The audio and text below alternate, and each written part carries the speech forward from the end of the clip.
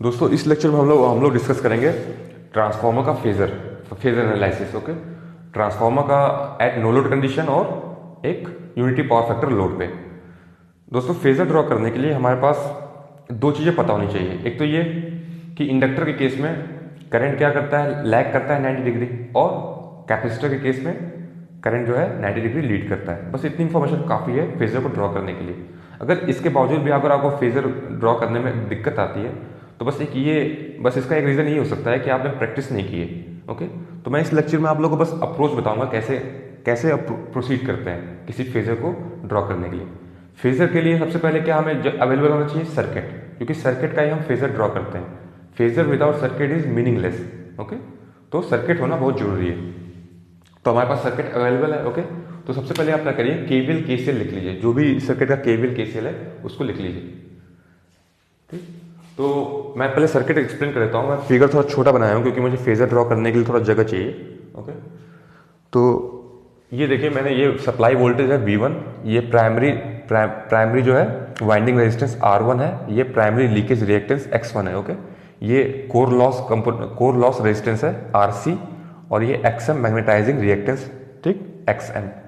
इसमें करंट, ये जो करंट है नो लोड करंट इसमें फ्लो हो रहा है। ओके, ये करंट किसको बोलेंगे, ये loss component of no load current, इसको मैं IC से डिनोट कर रहा हूँ। इसमें मैग्नेटाइजिंग करंट, इसको मैं डिनोट कर रहा हूँ IM से। ओके, ये करंट क्या होगा, I2 डैश, ये क्या होगा, प्राइमरी करंट I1, ठीक, ये I2 डैश, ये करंट क्या होगा, I2, ठीक, और ये है सेकेंडरी वाइंडिंग रेजिस्टेंस R2 है, और सेकेंडरी लीकेज रिएक्टेंस X2 है। ठीक, ये लोड है ZL, ठीक, सेकेंडरी पे ये लोड के अक्रॉस वोल्टेज V2 है। ठीक, ये है प्राइमरी टर्न्स N1 है, सेकेंडरी टर्न्स N2 है। ठीक, मैं एज्यूम कर रहा हूँ कि ये स्टेप अप ट्रांसफॉर्मर है, इसका मतलब secondary turns N2 is greater than N1। ठीक, ये मैं अब यहाँ पे सबसे पहले हम वो करते हैं, केवीएल लिखते हैं। Okay, V1 is equals to V1 minus, इसको मैं Z मान रहा हूँ, Z1, R1 प्लस JX1 को मैं Z1 मान रहा हूँ। Okay, V1 minus I1 Z1, okay, is equals to I1 Z1 plus ये वोल्टेज यहाँ पे क्या है, इसके क्रॉस वोल्टेज क्या है, E1 है कि नहीं, E1 वोल्टेज है तो प्लस E1। ओके, ये V1 is equal to I1 Z1 plus E1। Okay, ये इक्वेशन 1 हो गया। दूसरा equation I1 is equals to, ये I1 is equals to I0 plus I2 dash. Okay, I1 is equals to I0 plus I2 dash. ठीक, अब secondary side में आ जाइए। Secondary side में क्या होगा, E2 माइनस I2, इसको मैं Z2 मान रहा हूँ। ओके, ये कंबाइंड को मैं Z2 मान रहा हूँ। तो E2 is equals to I2 Z2 is equal क्या है, प्लस V2। ठीक, ये केवीएल मेरे सेकेंडरी साइड में हो गया। ओके, और E1 E2 में रिलेशन क्या होता है, E1 E2 में let's N2 by N1 is equals to let's A। ठीक, तो ये स्टेप अप ट्रांसफॉर्मर है, E2 will be greater than E1, तो इसको क्या लिखेंगे आप, E2 is equals to A E1। ठीक, और करंट में क्या रिलेशन होगा, I2 डैश और I2 में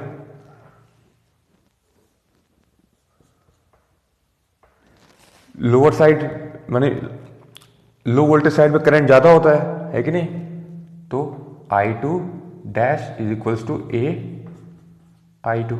ठीक, तो ये रिलेशन। ठीक, अब फेजर ड्रॉ करने से पहले हमें एक रेफरेंस चूज करना पड़ता है। ठीक, रेफरेंस आप कुछ भी ले सकते हैं, कुछ भी चूज कर सकते हैं, लेकिन हम क्या करेंगे, रेफरेंस जो है ये जो लोड है इसके क्रॉस जो वोल्टेज है इसको हम रेफरेंस मान रहे हैं। ठीक, तो मैंने V2 को मैंने रेफरेंस माना। ठीक, थोड़ा सा इधर बनाता हूं,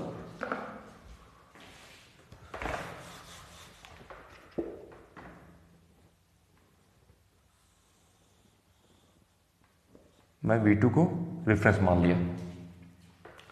अब मैं फेजर ड्रॉ कर रहा हूं यूनिटी पावर फैक्टर लोड का, यूनिटी पीएफ का। यूनिटी पावर फैक्टर लोड का मतलब क्या हुआ, इस लोड के क्रॉस जो वोल्टेज है V2 इस लोड में जो करंट फ्लो करेगा दोनों सेम फेज में रहेंगे, ठीक, दोनों का पावर फैक्टर एंगल 0 होगा, ठीक। तो I2 क्या होगा, इसी फेज में होगा, लेट्स से ये I2, ठीक, इसको यूनिटी पावर फैक्टर लोड है तो I2 इस फेज में हो गया, ठीक। अब ये देखिए, अब यहां मदद लेंगे, E2 is equal to I2Z2 plus V2, okay, ठीक। I2Z2 क्या होगा, I2Z2 is equal to I2 into Z2 की वैल्यू क्या है, R2 प्लस JX2 होगी, है कि नहीं। तो I2 R2 plus I2 X2, ठीक। अब I2 R2 जो वोल्टेज ड्रॉप है वो करंट I2 के फेज में होगा, है कि नहीं। रेजिस्टेंस के केस में वोल्टेज और करंट सेम फेज में होते हैं, ठीक। तो I2 R2 voltage drop V2, I2 R2 voltage drop,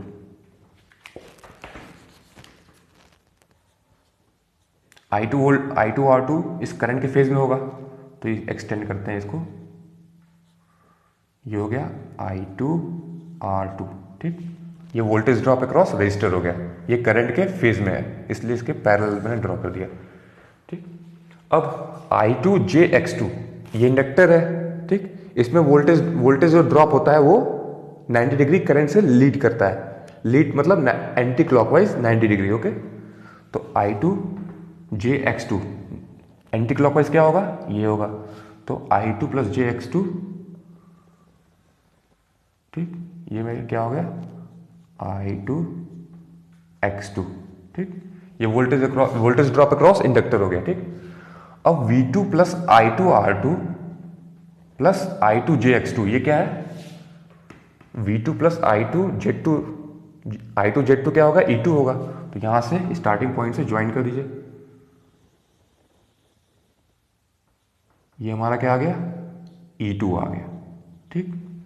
अब E1 क्या होगा, E1 क्या हो जाएगा, E2 बाई A, ठीक। मतलब E1 जो है थोड़ा छोटा होगा लेकिन सेम फेज में होगा, क्योंकि ये तो कांस्टेंट है, इसका कोई फेज होता नहीं है, इसका 0 फेज होता है। तो जो फेज इसका होगा E2 का वही सेम फेज होगा मगर छोटा होगा लेंथ E1 का, स्टेप डाउन ट्रांसफॉर्मर है। तो E1 क्या होगा, इसी फेज में होगा लेकिन थोड़ा छोटा होगा, लेट से ये इसको मैं E1 मान लिया, ठीक, हमारा E1 वोल्टेज हो गया। अब एक बताइए, अब हमें I1 का फेजर ड्रॉ करना, I1 के लिए हमें I0 पता होना चाहिए, ठीक है कि नहीं। और I2 डैश क्या है, I2 डैश जो है I2 के ही फेज में होगा, है कि नहीं, क्योंकि इसका कोई फेज होगा नहीं, कांस्टेंट है। तो जो फेज I2 का होगा वही I2 डैश का होगा, मगर I2 डैश थोड़ा बड़ा होगा क्योंकि इस लोअर साइड इधर करंट जो है I2 डैश बड़ा होगा, क्योंकि लो वोल्टेज साइड पे करंट ज्यादा होता है कि नहीं। तो I2 डैश की वैल्यू क्या होगी, ये होगी, थोड़ा सा बड़ा लिख देता है, I2 से थोड़ा सा एक्सटेंड करते हैं सेम फेज में, ये हो गया I2 डैश। हमें I2 डैश पता चल गया, अब हमें I0 निकालना है, ठीक। I0 पता होना चाहिए तब हमें I1 का फेजर ड्रॉ कर पाएंगे। I0 क्या होता है, I0 यहाँ पे I0 is equal to IC plus IM, ठीक। I0 is equal to IC plus IM, ठीक। IC के क्रॉस वोल्टेज क्या है, सॉरी RC के क्रॉस वोल्टेज क्या है, E1 है कि नहीं। जो वोल्टेज यहाँ पे है वही यहाँ पे भी है कि नहीं, E1। तो E1 और IC सेम फेज में होंगे क्योंकि रेजिस्टेंस है कि नहीं, E1। तो E1 का क्या है, E1 ये फेज है इसका, E1 का। तो IC क्या होगा, मैं इसको बहुत छोटा ले रहा हूँ क्योंकि नो लोड करंट बहुत छोटा होता है, 2 to 5% ऑफ रेटेड करंट होता है, ठीक। तो ये क्या होगा हमारा IC हो गया, IC और E1 सेम फेज में होंगे क्योंकि रेजिस्टेंस है, इसके क्रॉस जो वोल्टेज है ड्रॉप हो रहा है वो क्या हो रहा है, E1 है। तो E1 और IC सेम फेज में होंगे, लेकिन ये इंडक्टर है, इंडक्टर केस में इंडक्टर के क्रॉस भी क्या है, वोल्टेज E1 ही है। अब इंडक्टर के केस में क्या होगा, IM जो है, IM करंट है वो 90 डिग्री लैग करेगा, ठीक। तो इस वाले E1 से 90 डिग्री लैग कराना है तो इस साइड में 90 डिग्री लैग करेगा, ये वाले लाइन से, ठीक, 90 डिग्री। तो यहां से आप 90 डिग्री ड्रॉ कर दिए, ठीक, ये हमारा क्या आ गया, IM आ गया। अब हम यहां पे इसका हम पैरेललोग्राम मेथड लगाते हैं। ये हमारा आ गया, ये हमारा आ गया आई नॉट, ठीक, ये हमारा आई नॉट आ गया, ठीक। तो I1 की वैल्यू निकाल सकते हैं हम। I1 की वैल्यू क्या होगी, I naught plus I2 dash, I2 dash ये है, आई नॉट ये है, ठीक। तो पैरेललोग्राम मेथड लगाते हैं।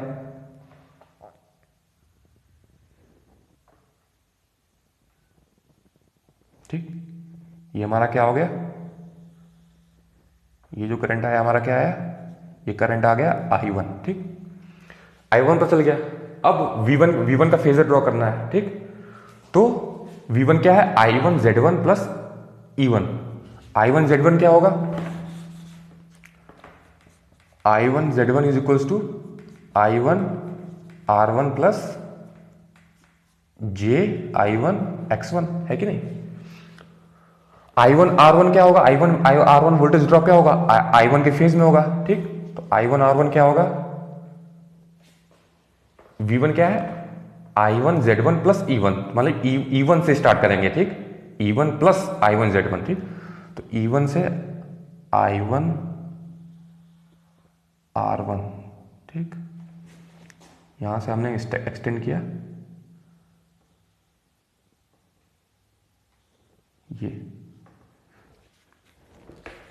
या छोटा ले लीजिए, कोई दिक्कत नहीं है। ये हमारा क्या हो गया, I1R1, ठीक, ओके। I1R1 हो गया, सॉरी सॉरी सॉरी, इसके हमें I1R1 के पैरेलल में हमें ड्रॉ करना है, ठीक। तो I1R1 इसके पर, ये इस करंट के पैरेलल में,